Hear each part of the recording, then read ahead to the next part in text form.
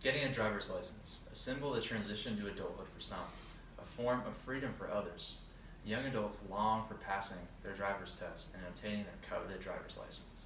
However, extreme insurance costs for younger drivers make having car insurance difficult. Some people may turn to the solution of listing themselves under their parents' insurance. Unfortunately, this isn't a reality for most. Car insurance companies have been using age-based discrimination for decades against younger drivers. In America today, car insurance costs are consistently rising.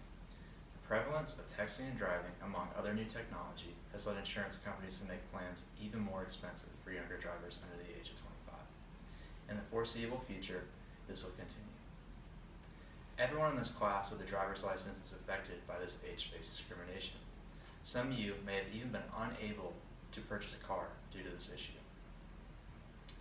With research from Zacks Finance, a division of lending tree called Value Penguin, a history of car insurance by Fudge Insurance, and research from Auto Insurance Organization, I've researched how bad this issue is, where it started, and how people are coping with it today.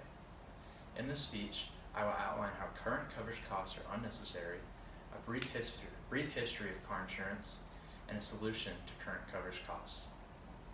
You may be thinking, just how much of a difference is there in insurance costs? Well, here is how severe it is. The average annual premium insurance plan for a 16-year-old was $6,777 in 2020, while the average annual premium for a 30-year-old was $1,922. This is because insurance companies see older adults as more experienced in driving and therefore less likely to drive in a risky manner and get in an accident. However, this is evident age-based discrimination, as there is also an assumption that all younger drivers are more likely to get into an accident, which is not the case.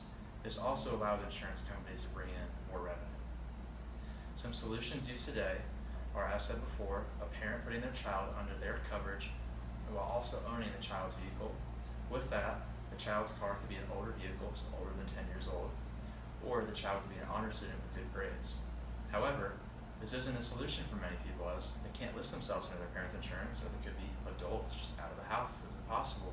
So they're barely stuck with their high insurance costs until they get older. But why is this so?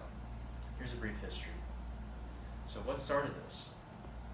Connecticut was the first state to offer automobile liability insurance in 1925. By the 1970s, automobile insurance was mandatory in 48 out of 50 states. And as this became mandatory, this payment gap came to fruition as insurance companies began to see the data showed that on average, younger drivers are more likely to get into an accident. As I said before, this doesn't encompass all younger drivers. Still, as this has been in place for a long time, for decades, there is a possible solution. My proposal is a nationwide driver proficiency test. It can be taken at any state Department of Transportation building. Drivers can use their own car if possible, or if the Department of Transportation has one, they can use a test used for a driver's license test. Components of the test. They merely expose the driver to elements of car control or hazardous driving situations that may happen on the road. For example, the ability to quickly steer around an incoming obstacle without jerking the wheel and losing control of the car.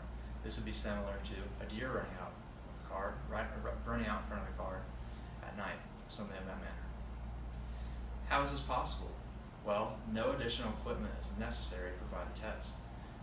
The cones already used at the Department of Transportation for driver's license tests can be used for this driver proficiency test as well.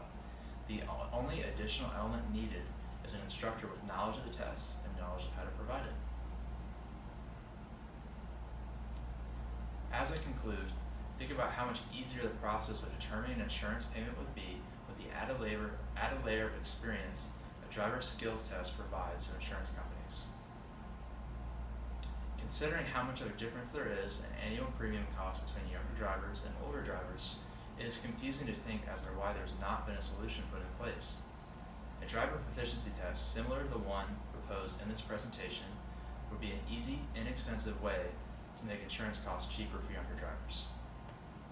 Now, imagine you are 22 years old and finally able to afford your first car. You've worked all throughout college, having to ask your friends time and time again for rides to places. You finally are going to go to the car dealership, but right before, you make sure you have your insurance ready. So you go to a couple of insurance websites to look at their premium costs, and they're way too expensive. Your dream is crushed. You cannot afford a car merely just because of insurance. This is horrible.